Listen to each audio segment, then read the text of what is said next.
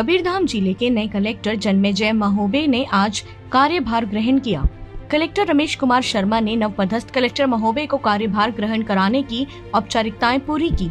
राज्य शासन के आदेश अनुसार रमेश कुमार शर्मा का स्थानांतरण करते हुए संचालक समाज कल्याण बनाया गया है एवं भू अभिलेख का अतिरिक्त प्रभार सौंपा गया है। नवपदस्थ कलेक्टर इससे पूर्व बालोद जिले के कलेक्टर थे। शर्मा ने कलेक्टर जन्मेजय महोबे को जिले की नई जिम्मेदारी मिलने के लिए शुभकामनाएं और बधाई दी। कलेक्टर महोबे ने भी रमेश कुमार शर्मा को नई जिम्मेदारी मिलने पर बधाई एवं शुभकामनाएं दी। शर्मा ने जिले के सभी प्रमुख प्रशासनिक अधिकारियों का परिचय भी कराया। सभी अधिकारियों कर्मचारियों ने महोबे और शर्मा को बधाई एवं शुभकामनाएं दी।